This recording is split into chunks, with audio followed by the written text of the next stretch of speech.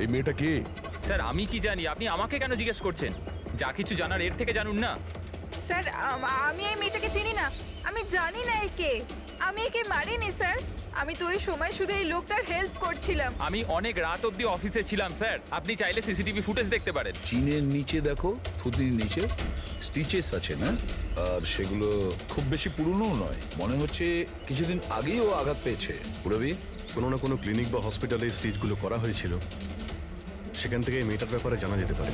একটা কাজ করো ফেডরিক, পঙ্কজ, এই বডির টুকরোগুলো আছে না, এই সব কটা আমাদের ফরেন্সিক ল্যাবে পাঠিয়ে দাও, আর এদের দুজনকে আমাদের ব্যুরোতে নিয়ে চলো। স্যার এ বলছে যে কয়েকদিন ধরে ওরই মতো দেখতে কোনো লোক ওকে ফাঁসানোর চেষ্টা করছে। এর চেনাশোনা লোকরা ওই লোকটার সঙ্গে বিভিন্ন জায়গায় দেখা করছে, আর ওরা ভাবছে যে ও এই। হ্যাঁ স্যার, আমায় ফাঁসানো হচ্ছে স্যার, আর ওই চক্রান্তে এও রয়েছে স্যার। স্যার আপনিই বলুন, আমি যদি এসব করতাম তাহলে আমি আপনাদের ফোন কেন করতাম? স্যার এখন অবধি আমি আপনাদের যা বলেছি সবকিছু প্রমাণ হয়েছে তো? লাশ তো পাওয়া গেল লেকে, আর ওর গাড়ির ডিকিতে রক্ত পেলেন তো? স্যার আপনি নিজেই বলুন, যখন এতটা সত্যি আমি বলেছি তাহলে এখন মিথ্যে আমি কেন বলবো? আমাকে ফাঁসানোর জন্য স্যার, আমি বলছি স্যার এটা চক্রান্ত স্যার, আমাকে ফাঁসানোর জন্য। ব্যাস ব্যাস, কে কি কাজ করেছে আর করেনি সেটার খোঁজ আমরা করব। শুধু একটা কথা মনে রাখবেন, যে আমাদের সন্দেহ শুধু আপনাদের দুজনকে। বাট স্যার আমি কিচ্ছু করিনি, আমি নির্দোষ। আমি হতে পারে হয়তো আপনি খুন করেননি, কিন্তু লাশকে টুকরো টুকরো করে লেকে ফেলে দেওয়া এটাও কিন্তু বড় অপরাধ, বুঝেছেন আপনি? স্যার সিসিটিভি ফুটেজ পেয়ে গেছি।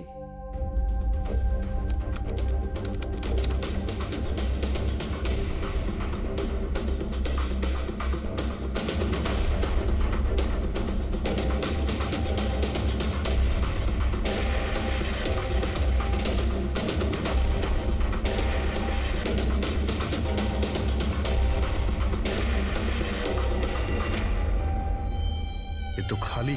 কিন্তু স্যার আমি সত্যি কথা বলছি, আমায় বিশ্বাস করুন, আমি ছিলাম অফিসে। আমি বুঝতে পারছি না কেন আমায় দেখা যাচ্ছে না স্যার। মিস্টার রঞ্জন, আইন বিশ্বাসের উপর চলে না, প্রমাণ চাই। আপনার অফিসের যে ফুটেজ সেটা সবার সামনে, আপনি ওখানে নেই, তার মানে এটাই হচ্ছে যে আপনার মিসেস যেটা বলছে সেটাই সত্যি। না না স্যার, আমি সত্যি কথা বলছি স্যার, আমি অফিসেই ছিলাম। আমি বুঝতে পারছি না যেটা কিভাবে হলো। হ্যাঁ, কিন্তু আপনার অফিস ফাঁকা দেখাচ্ছে কেন? স্যার রঞ্জন এই কোম্পানির সিইও, এই ফ্লোরে শুধু ওই থাকে, ও ছাড়া একজন পিয়নও আছে, সে সেদিনকে ছুটিতে ছিল।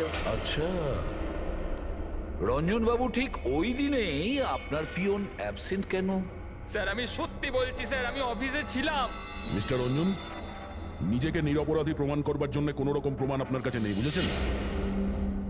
আরে কুন্দন, ভালো হয়েছে তুই এসে গেছিস ভাই। এরা বলছে যে আমি কারো খুন করেছি। আরে আমি কাউকে কিভাবে মারতে পারি বল না, বোঝা না ভাই। এ করতে পারে না স্যার। স্যার এর জীবনে একটা মাছি পর্যন্ত মারেনি। হ্যাঁ এটা ঠিক যে ও মাঝে মাঝে খুব রেগে যায়, রাগকে কন্ট্রোল করতে পারে না। হ্যাঁ স্যার, অনেক দিন ধরে চিকিৎসা চলছে ওর, ওষুধপত্রও খান রঞ্জন দাদা, কিন্তু কখনো কখনো যদি ওষুধ খেতে ভুলে যায় তাহলে নিজেকে সামলাতে পারেন না। এই কথাটা তুমি আমাদের কেন বলনি? স্যার আমি ওই শুধু আপনাকে নয়, কাউকেই হয়তো বলেনি কথা। আমার ক্ষমতা চলতো তো তার এই বিয়েটা হতেই দিতাম না। আমি তো আমার মেয়ের কাছে হেরে বসে আছি। এই লোকটা তো একটা সাইকো সাইকো। এই রঞ্জন একজন মানসিক রোগী। এর পার্সোনালিটি ডিসঅর্ডার আছে। এর মাথা তো সেটাই মনে রাখে যেটা ও মনে রাখতে চায়, বাকি সমস্ত কথা তো এ ভুলে যায়। হতেই পারে স্যার যে খুনটা এই করেছে আর ভুলে গেছে। ব্যাপারটা হচ্ছে যে আমি আগে অসুস্থ ছিলাম, কিন্তু তারপর আমি ঠিক হয়ে গেছিলাম। আপনি এরম কেন বলছেন? কুন্দন কুন্দন তুই বল, আমি সত্যি বলছি কিনা। বৌদি আপনি বলুন না, আরে তুমিই বলো না। আপনারা আমায় এভাবে কেন দেখছেন? আরে আমি সাইকো নই, আমি অসুস্থ নই, কোনো মানসিক রোগ নেই আমার, একদম ঠিক আছি আমি। আরে বলো না বলো না। বাস, অনেক হয়েছে। এটা তোমার বাড়ি নয়, ব্যুরো। এই নাটক এখানে চলবে না। একটা কাজ করো, পাশের ঘরে গিয়ে এনাদের বসাও। যান, ওই দিকটা যান যান। সমস্ত প্রমাণ ওই রঞ্জনের বিরুদ্ধে, আর তাছাড়াও ওর আচরণটা ঠিক নেই। কিন্তু বুঝে উঠতে পারছি না, জানি না কেন আবার এই ব্যাপারটা এড়িয়েও যেতে পারছি না। ও বারবার আমাদেরকে বলছে যে অফিসের সিসিটিভি ফুটেজটা চেক করুন। আমি অফিসে ছিলাম, এতটা জোর দিয়ে কেউ বলতে পারে না। আরও একটা ব্যাপার স্যার, ফোন ওই করেছিল। কোনো খুনি এরকম কেন করবে? আর স্যার ওই ডিসোসিয়েটিভ পার্সোনালিটি ডিসঅর্ডার, হয়তো খুনটা করেছে আর তারপর ভুলে গেছে। এই রোগটাতে এরকমই হয় স্যার।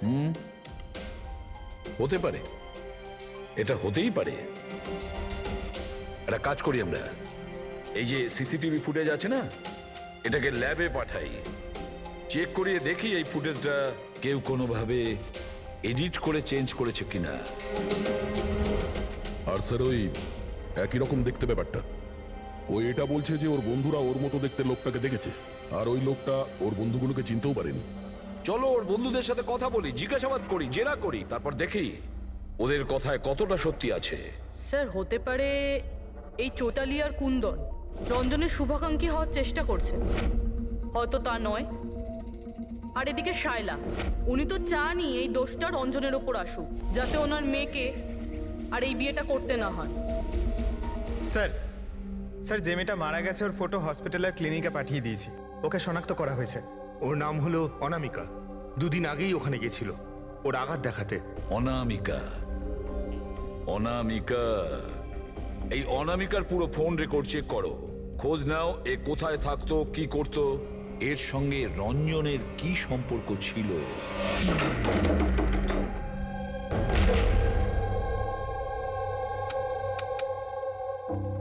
স্যার অনামিকা হসপিটালে এই অ্যাড্রেসটাই দিয়েছিল। এবার কি করি? দেখা যাক, কোনো প্রমাণ নিশ্চয়ই পাবো। একটু আশেপাশে দেখো কোনো প্রতিবেশী আছে কিনা। হ্যাঁ,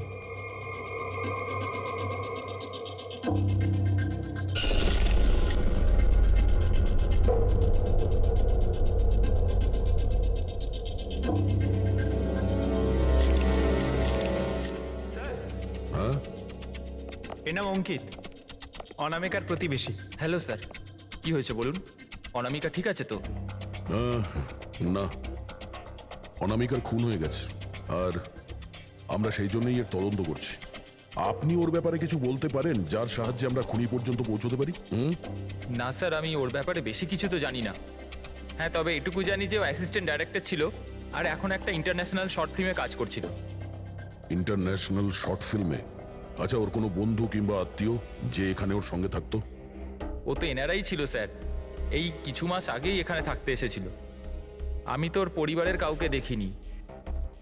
হ্যাঁ, ওর একটা বয়ফ্রেন্ড ছিল যার সাথে ও ঘন্টার পর ঘন্টা ফোনে কথা বলতো। ও ফোনে যার সঙ্গে কথা বলতো ও যে ওর বয়ফ্রেন্ড ছিল, এটা আপনি কি করে জানলেন?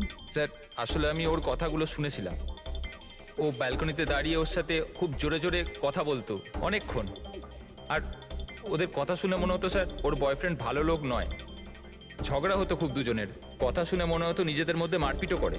ইনফ্যাক্ট এই দুদিন আগেই ওরা নিজেদের মধ্যে মারপিট করেছে। ওর মুখেতে সেলাইও পড়েছিল আর ওর চোখেও আঘাত লেগেছিল স্যার। আপনি দেখেছেন ওর বয়ফ্রেন্ডকে? আমি স্যার ওকে কখনো দেখিনি, কিন্তু ওর নামটা জানি স্যার। আচ্ছা, কি নাম কি ওর? রঞ্জন। রঞ্জন?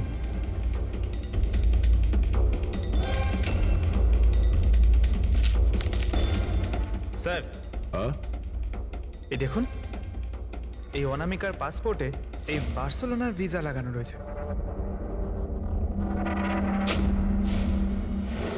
বার্সেলোনা? এ কি স্পেনে যেতে চাইছিল নাকি? স্যার, অনামিকা স্পেন থেকেই এসেছিল স্যার। আমি ওদের কথা শুনেছিলাম। স্যার, ও বিরক্ত হয়ে গেছিল রঞ্জনের জন্য, সারা জীবনের জন্য স্পেন ফিরে যেতে চাইছিল। স্যার আমার মনে হয় ওর খুন রঞ্জনই করেছে। ও চাইতো না যে ও স্পেনে চলে যাক।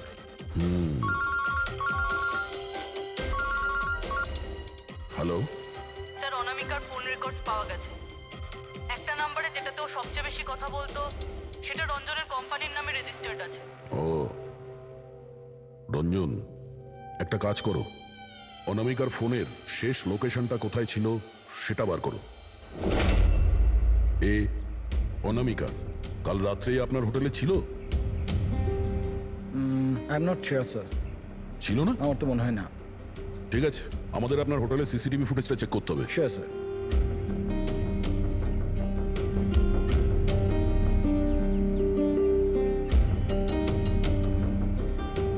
এই তো অনামিকা।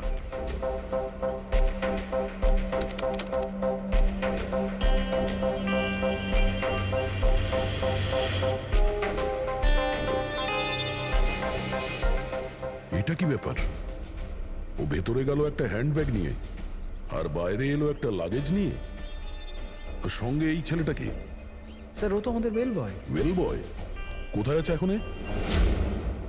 কাল রাত্রে তুমি যখন ওই মেয়েটার লাগেজ নিয়ে বাইরে যাচ্ছিলে তখন ওর জন্য কেউ অপেক্ষা করছিল বাইরে?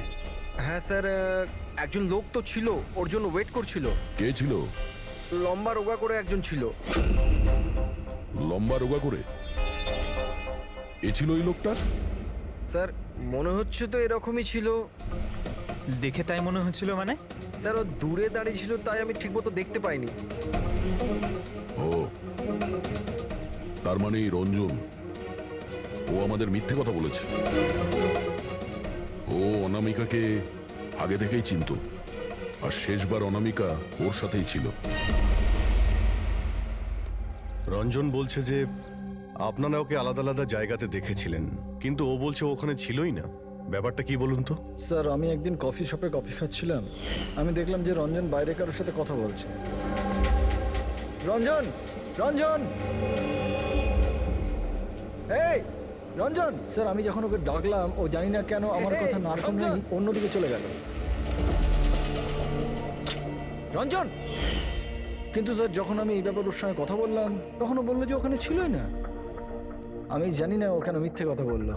আর লীলা দেবী, আপনি ওকে আপনি কোথায় দেখেছিলেন? কান্দিওয়ালাতে একটা জুয়েলারি শপে। ওর সঙ্গে একটা মেয়েও ছিল। রঞ্জন, রঞ্জন! আচ্ছা, এই মেয়েটা ছিল কি? হ্যাঁ স্যার, এই মেয়েটাই ছিল। কিন্তু যখন ওর সঙ্গে আমি ফোনে কথা বললাম, বলতে শুরু করলে আমি তো ওখানে ছিলামই না। আর তোমার সঙ্গে কি এটাই ঘটেছে? হ্যাঁ স্যার, ও বাজারেতে আমার সামনে দিয়ে যাচ্ছিল, আমি ওকে হাত দেখালাম, হাই বললাম, মদন রে, কিন্তু ও সরাসরি আমায় ইগনোর করলো, অটোতে বসলো, চলে গেল।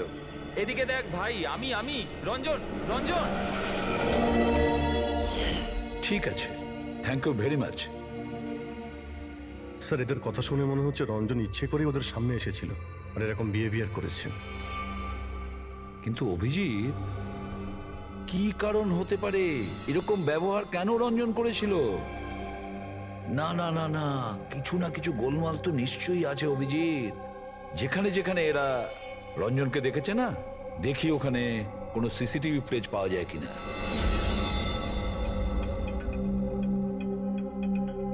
স্যার এখানে দেখুন।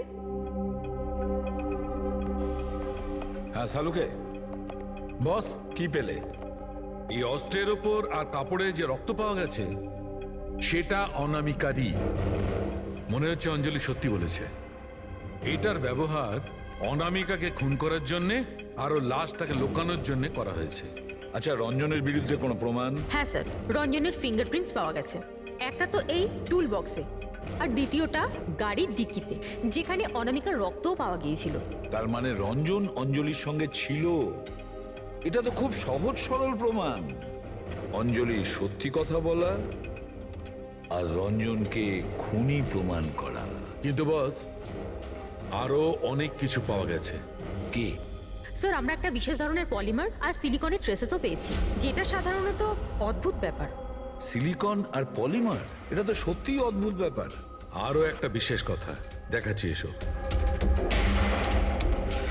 এই কেমিক্যাল, বস, এই বিশেষ কেমিক্যালটা আমরা সব জায়গায় পেয়েছি, কাপড়ে, টুল বক্সে, অস্ত্রের উপর, সব জায়গায়।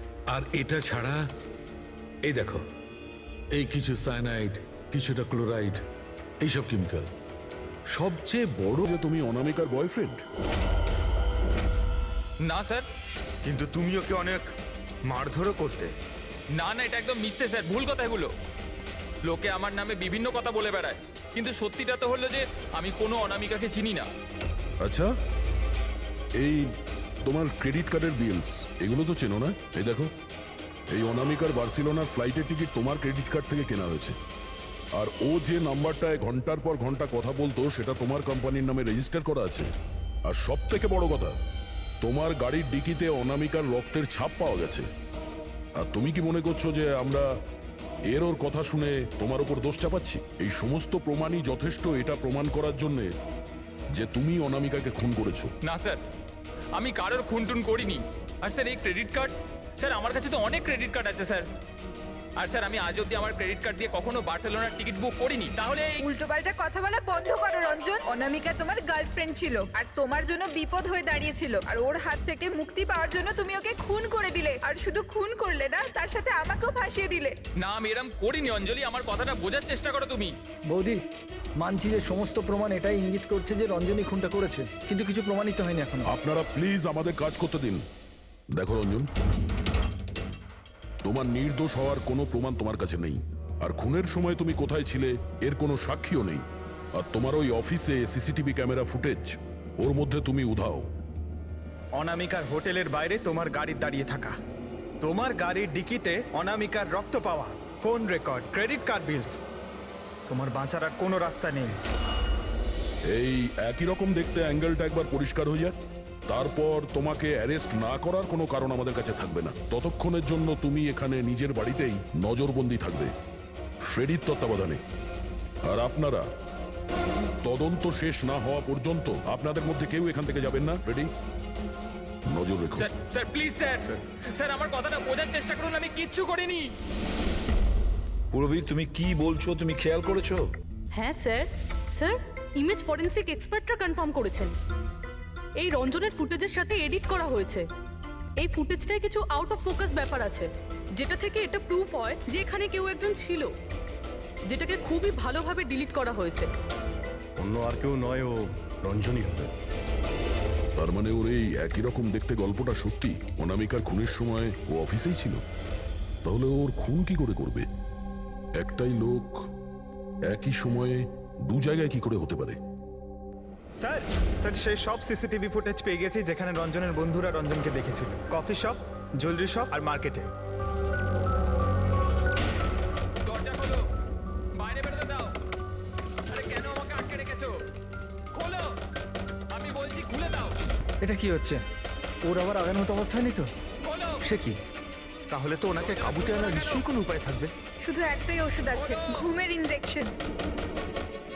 খোলো, আমি বলছি দরজাটা খোলো। আরে এইভাবে কেউ কাউকে আটকে রাখে নাকি? আমার তো খুব ভয় লাগছে। আমি দরজা ভেঙে মাথা খারাপ হয়ে গেলে আবার কিছু করে নেবে না তো? সব এক একটা রত্ন এখানে, দরজাটা খোলো। আমি দেখছি। আরে কেন আটকে রেখেছো আমায়?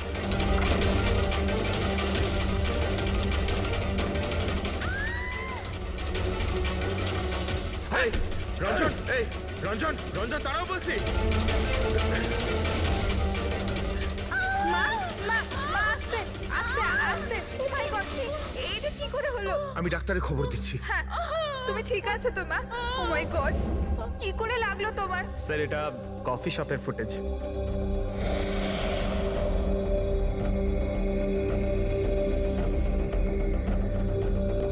স্যার এবার জুয়েলারি শপ।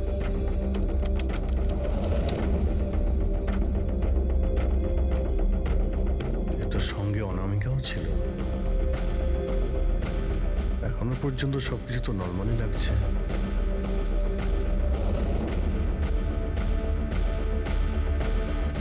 স্যার এবার মার্কেট প্লেস।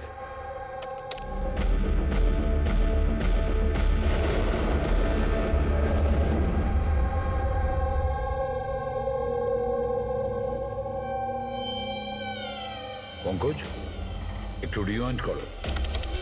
হ্যাঁ, আগে ওই রঞ্জনকে জুম করো।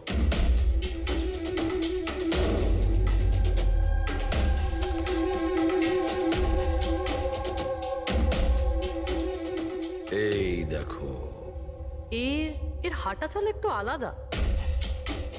ও অন্য ধরনের জুতো পরে রয়েছে।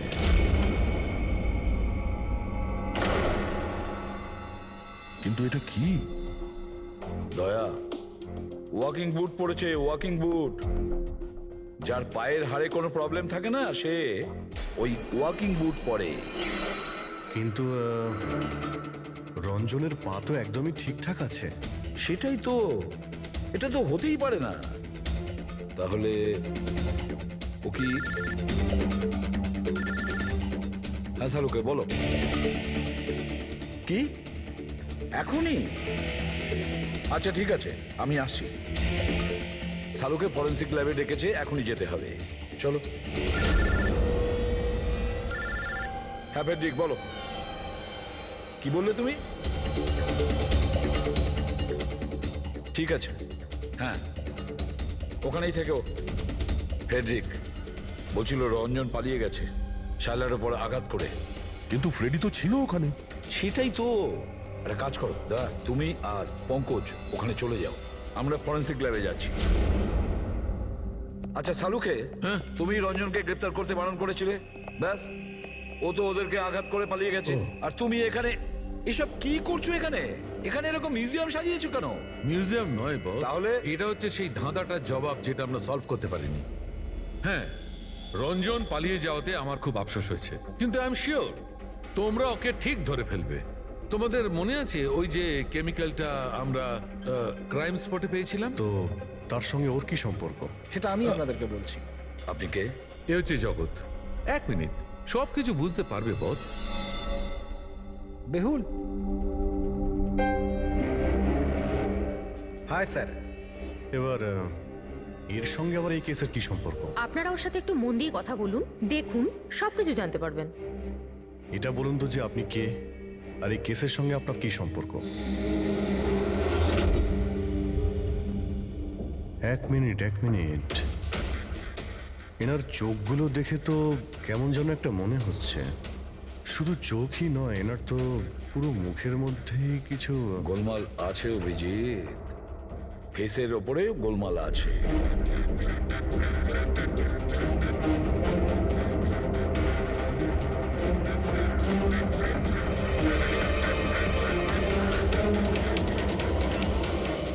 ও থ্যাংক ইউ বেহুল। এটা কি? আমি বলছি বস, ওই কেমিক্যালস যেটা ক্রাইম স্পটে পাওয়া গেছিল, আসলে ওই কেমিক্যালটা এই ধরনের মাস্ক আর নকল রক্ত তৈরি করতে কাজে লাগে। বিশেষ করে এই সিলিকন মাস্ক, যেটা ওই সিনেমাতে ব্যবহার হয়। সব থেকে বড় ব্যাপার হচ্ছে এর মধ্যে চোখের পাতা থাকে না, আর চোখের জন্য এখানে গর্ত একটা থাকে আসল মুখের মতো, যাতে যে এটা পড়বে তার আসল চোখটা এই গর্ত থেকে বেরিয়ে এসে যাতেও দেখতে পায়। আর স্যার, এটাকে বানানো কিন্তু অত সহজ নয়। হাই কোয়ালিটির সিলিকন আর পারদর্শী লোকই এটা বানাতে পারে। লেটেস্ট টেকনিকের জন্য স্যার, এটা যে পড়বে তার যে মুখের ভাব, সেটাই মাস্কে ফুটে উঠবে। এর থেকে তো একটা কথা পরিষ্কার অভিজিৎ, কেউ রঞ্জনের মতো দেখতে হুবহু একটা মুখোশ বানিয়েছে, একটা মাস্ক বানিয়েছে। রঞ্জনের মতো হাইটের কেউ ওরই মুখের মতো কোনো মাস্ক বানিয়েছিল আর লোকেদের বোকা বানাচ্ছিল। হ্যাঁ, আর সেই জন্যই সবাইকেও দূর থেকে দেখা দিয়েছিল, কারণ যদি কাছে আসতো তাহলে সবাই বুঝে যেত ও কোনো মাস্ক পরে আছে। আর স্যার অঞ্জলি, ও তো ওর সাথেই ছিল, ওর সাথে কথাও হয়েছে, ওর সাথে লাশটা লুকোনোর চেষ্টা করেছে। ওর মুখে রক্তও লেগেছিল, আর ওখানে লাশগুলোকে কাটছিল আর লুকিয়ে রাখার চেষ্টাও করেছিল, তাই হয়তো তাড়াহুড়োতে কোনো খেয়ালই করেনি। আর তাছাড়াও এই যে একই রকম দেখতে না, নিশ্চয়ই ওর পায়ের হাড়ে কোনো প্রবলেম ছিল, তাই ও ওয়াকিং বুট পরেছিল। আর এই মাস্ক তৈরি করাও এত সহজ নয়। স্যার, এই মাস্ক ফিল্ম প্রজেক্টেই কাজে লাগে। ও হ্যাঁ, তবে এটুকু জানি যে ও অ্যাসিস্ট্যান্ট ডাইরেক্টর ছিল আর এখন একটা ইন্টারন্যাশনাল শর্ট ফিল্মে কাজ করছিল। স্যার, দয়া বলছিল যে অনামিকা ও নাকি কোন ইন্টারন্যাশনাল শর্ট ফিল্মে কাজ করছিল। ওর পক্ষে এগুলো করা তো খুবই সহজ। তার মানে ও রঞ্জনের গার্লফ্রেন্ড ছিল না, ওকে নিজেরই খুনে ফাঁসানোর চেষ্টা করেছিল। সেই জন্যই ও বেল বয়কে গাড়ি অব্দি নিয়ে গিয়েছিল। স্যার, নিজের প্রতিবেশীর সামনে রঞ্জনের সাথে ফোনে কথা বলার নাটক করেছিল। মানলাম অভিজিৎ, আমি মানলাম, কিন্তু কেউ নিজের মৃত্যুর ষড়যন্ত্র নিজে কেন করবে? মানে আমি বলতে চাইছি, অনামিকা তার নিজের মৃত্যু কেন নিজে ডেকে আনবে? না না না না, কিছু তো একটা গোলমাল আছেই। কেউ তো একজন আছে যে অনামিকাকে শিখণ্ডি খাড়া করেছে, আর সেই পুরো কেসটার মাস্টার মাইন্ড, বুঝেছো? আপনাদের মাথা খারাপ আছে? ফ্রেডি ইনজেকশন নেওয়ার জন্য ভেতরে গেছে আর তোমরা ওই লোকটাকে ছেড়ে দিলে। আমরা তোকে পালাতে দিইনি, আমরা কি দরজা খোলার কি দরকার ছিল? ওই লোকটা যে মানসিক অবস্থা নিয়ে এখান থেকে পালিয়ে গেছে, কে জানে কার সাথে কি করে দেবে। শায়লা দেবীর ওপর হামলা করেই দিয়েছে। স্যার, একটা কথা বুঝতে পারলাম না, ওরা তোমাদের দুজনের সামনে থেকে পালালো আর তোমরা ধরতে পারলে না ওদের? স্যার আমরা খুব ভয় পেয়ে গেছিলাম, আর সব কিছু এত তাড়াতাড়ি হলো। স্যার আমরা যদি মাঝখানে আসতাম তাহলে আমাদের উপরও তো হামলা করতে পারতো না স্যার। হ্যাঁ, যেমন ভাবে আন্টিকে হামলা করেছিল আমাদেরও করতে তাহলে। হ্যাঁ, এক মিনিট শায়লা দেবীর ওপর হামলা, কিন্তু কিভাবে? ওর কাছে অস্ত্র কি করে এলো? এখানে তো কোনো অস্ত্র ছিল না, আমরা সমস্ত অস্ত্র সরিয়ে দিয়েছিলাম। হ্যাঁ হ্যাঁ স্যার, শুধু ঘরে কেন, কিচেনেও সবজি কাটার কোনো ছুরি পর্যন্ত নেই।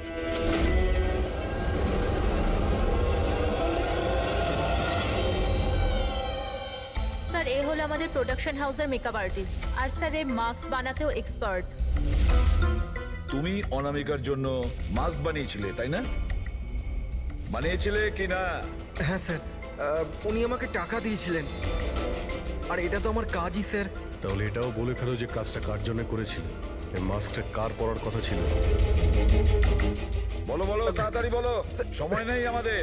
আর হ্যাঁ, যার মুখের তুমি মাস্ক বানাও তার মাপ নেওয়ার দরকার আছে, ম্যাপিং করার দরকার আছে। হ্যাঁ স্যার। কার জন্য বানিয়েছিল ওই মাস্ক? কে ওই মাস্কটা পরতো?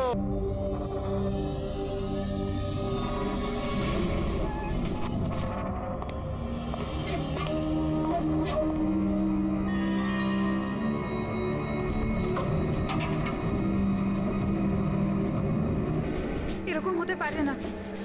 এবার কি হবে? আমার খুব বড় ভুল হয়ে গেছে।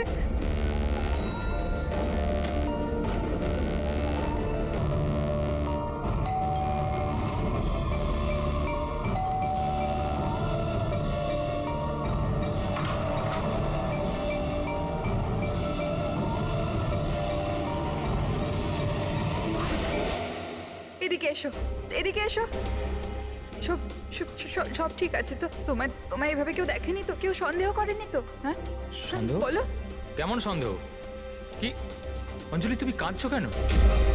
আর তোমার চোখগুলো এরকম বসে গেছে কেন? তুমি তুমি এত কাঁদছো কেন? কি হয়েছে? তুমি আমায় জিজ্ঞাসা করছো কি হয়েছে? তুমি জানো না কি হয়েছে? আমি কি করে জানবো কি হয়েছে? আমি তো এইমাত্র বাড়ি এলাম। রঞ্জন, তুমি পাগল হয়ে গেছো নাকি আমায় পাগল বানাচ্ছো? এত বড় ঘটনা ঘটে গেল আমাদের সাথে আর তুমি এমন বিহেভ করছো যে যেন কিছু হয়নি। কি কি খেলা খেলছো তুমি? কি খেলা আরে আমি খেলছো কোনো তুমি? খেলা খেলছি না।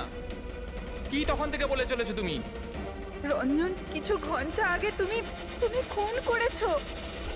কি? ওই লাশটা টুকরো করে ওই টুকরোগুলোকে পুকুরে ফেলে দিয়েছো আর তুমি এমন বিহেভ করছো যেন কিছু হয়নি। মনে করো তুমি কেন এমন বিহেভ করছো? অঞ্জলি, তোমার কি হয়েছে? কিছু নেশা টেশা করেছো নাকি তুমি? হ্যাঁ, পাগলের মতো কথা বলছো। আরে কি খুন, কি মার্ডার, কি কি এক মিনিট, এসব? এক what is minute. Wrong with you? এক মিনিট, তোমার জামায় রক্ত, তোমার জামায় তো রক্ত, আর আর তোমার মাথায় তো চোট লেগেছিল। আর এইসব তুমি জামা কোথায় চেঞ্জ করলে? কোথায় গেল এই সব কিছু? কত রক্ত পাগল হয়ে লেগেছিল। গেছো তুমি? আজ সকালে এই জামাটা পরেই তো গিয়েছিলাম অফিসে। এখন টায়ার্ড হয়ে এত রাতে অফিস থেকে বাড়ি এসেছি, টেনশনে রয়েছে, তুমি উল্টো পাল্টা বলে যাচ্ছ, ইরিটেট করছো আমাকে। আর এইসব কি গল্প তৈরি করছো খুন টুনের? হ্যাঁ রঞ্জন ভালো করে মনে করো। হ্যাঁ, তুমি আমায় কল করেছিলে আর তুমি খুব ঘাবড়েছিলে। রঞ্জন, তুমি কাঁদছো কেন? সব ঠিক আছে তো? তখনই তুমি নিচে আসতে বলে আর সাথে টুল বক্স আর পরিষ্কার করার কাপড়ও নিয়ে যেতে বলেছিলে। অঞ্জলি, রঞ্জন, এটা কি করে হলো? এত রক্ত, এই চোট, আর তুমি এই সব জিনিস কেন আমাকে আনতে বললে? অফিস থেকে গাড়ি করে বাড়ি আসছিলাম তো রাস্তায় একটা মেয়ে আমার থেকে লিফট চাইলো। আমি ওর সাহায্য করতে গেলাম তো আমার উপর হামলা করে দিল, আমার উপর। আর আর আমি নিজেকে বাঁচানোর জন্য আমি ওর খুন করে দিয়েছি। অঞ্জলি, আমাদের এই লাশটাকে কোথাও একটা লুকাতেই হবে। ওই লাশটা আমরা শহরের বাইরে একটা পুকুরের কাছে নিয়ে গেলাম।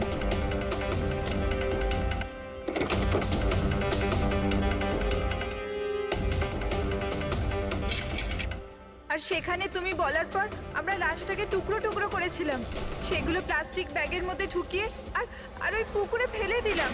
আর তারপরে তুমি আমার বাড়িতে ড্রপ করে দিলে। আর তুমি বলেছিলে যে তুমি একটু পরেই বাড়ি চলে আসবে। তুমি আমায় এটা বলতে চাইছো যে যাকে আমি চিনতামই না আমি তার খুন করে দিয়েছি? হয় তুমি স্বপ্ন দেখছো, নয়তো তোমার মাথায় কিছু একটা চলছে, সেটা আমি জানি না। আর যদি তোমার কথায় একটু সত্যতা থাকে, can you prove it? I will.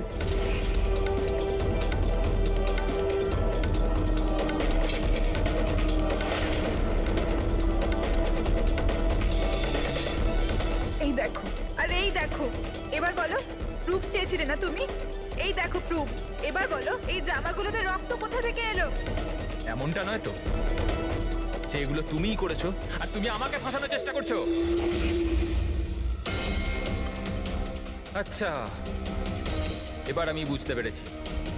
তোমরা সবাই মিলে আমার সাথে ইয়ার্কি মারছো না তো?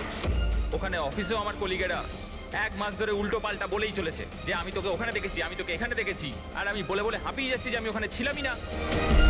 কিন্তু এখন যেটা তুমি করছো না, এটা কিন্তু ভুল করছো। এইসব একটা ইন্টেলিজেন্স চক্রান্ত, যেটা তুমি প্ল্যান করেছো। তুমি খুন করেছো অঞ্জলি, আর তুমি এটাতে আমাকে ফাঁসাতে চাও। আমি যাচ্ছি পুলিশের কাছে, সিআইডি কে ডাকবো। ছাড়ো। কেন এমন করছো? রঞ্জন, রঞ্জন, তুমি খুন করেছো, তুমি সিআইডি কে কেন ডাকছো?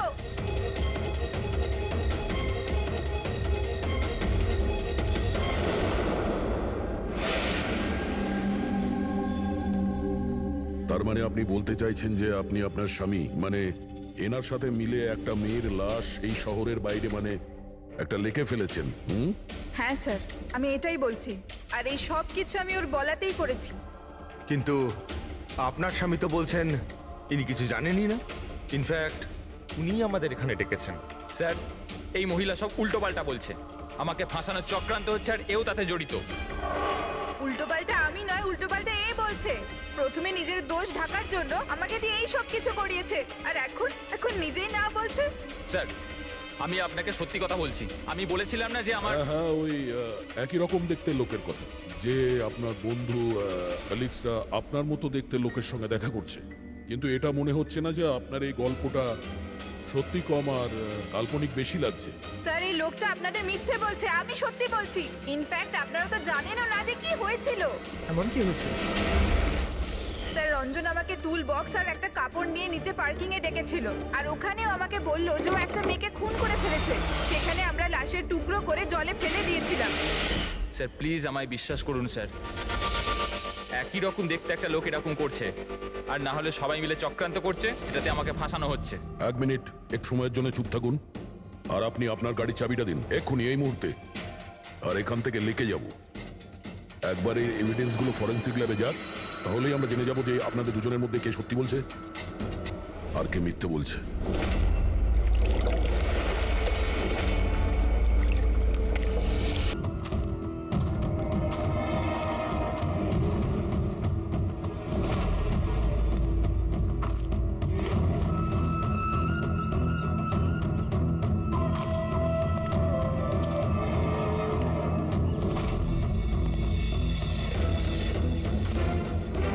কে তুমি?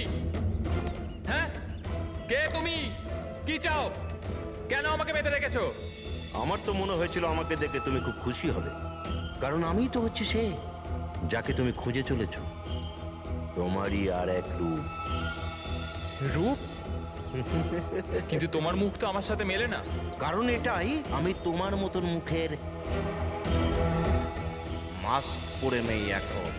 না হলে তুমি আমাকে চিনতে পারতে না যে আসল তুমি না আমি। আর একটা কথা, আমি তোমার আওয়াজে কথাও বলতে পারি। কিন্তু তুমি এমন কেন করছো? যাতে অনামিকার খুনের জন্য তোমার জেল হয়ে যায়। কিন্তু আমার তোমার সাথে কি শত্রুতা? আমি তো তোমাকে চিনি অব্দি না। ওসব জেনে তুমি কি করবে? এখন তো শুধু এটুকুনি জেনে রাখো যে আমার এত পরিশ্রমে সিআইডির লোকেরা জল ঢেলে দিয়েছে, আর আমার কাছে শুধুমাত্র এখন একটাই রাস্তা বাকি আছে, যে তোমাকে আমি মেরে ফেলবো। না! সিআইডি, তোমরা এখানে কি করে? তোমাকে ফলো করতে করতে এখানে পৌঁছেছি। ওই মেকআপ ম্যান সবকিছু বলে দিয়েছে তোমার ব্যাপারে। খুব ভুল করেছো তোমরা এখানে এসে। রঞ্জনকে তো আমি কিছুতেই ছাড়তে পারবো না, কারণ আমি ওকে মারবার জন্য কন্ট্যাক্ট নিয়েছি। কিন্তু এখন তোমরা ওর সঙ্গে মরবে।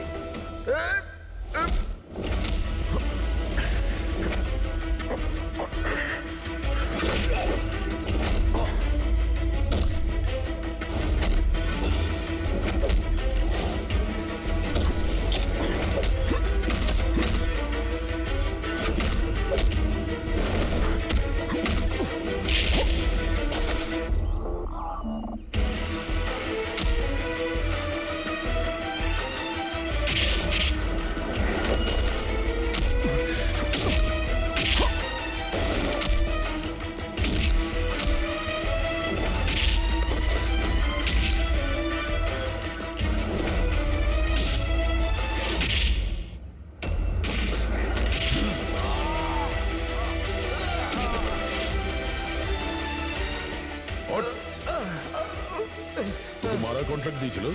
হ্যাঁ, কে দিয়েছিল? অনামিকা মারা যাওয়ার পরেও তোমাদের প্ল্যান চালু আছে। কে মাস্টার মাইন্ড? আমায় ক্ষমা করে দাও মা। তোমার মতের বিরুদ্ধে গিয়ে বিয়ে করে আমি অনেক বড় ভুল করে ফেলেছি। কখনো ভাবতেও পারেনি যে ও এসব করতে পারে।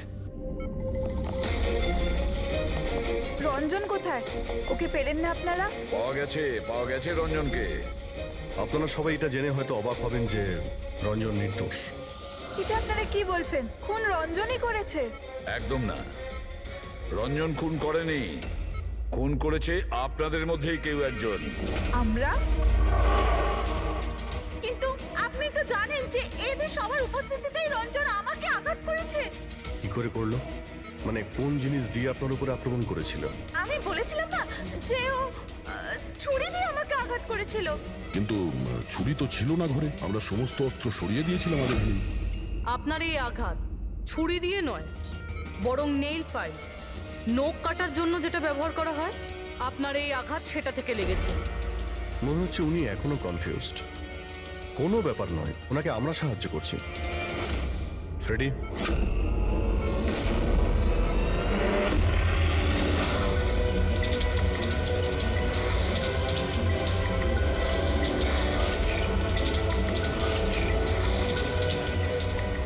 শাইলা ম্যাডাম, আমরা জানতে পেরে গেছিলাম অনামিকার প্রতিবেশী অঙ্কিত এসবের সঙ্গে যুক্ত।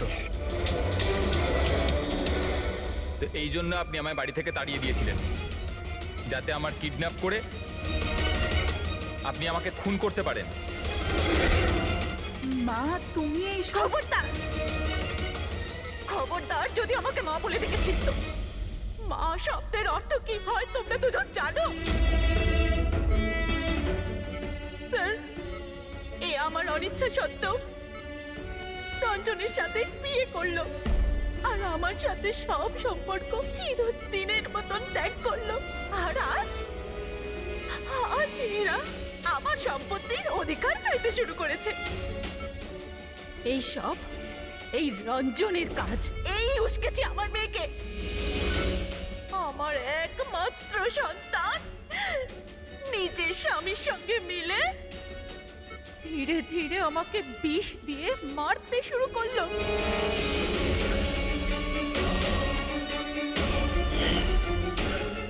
দুভোটা তাড়াতাড়ি করো অঞ্জলি, এটা নিয়ে গিয়ে মায়ের ঘরে রেখে দাও, যাও।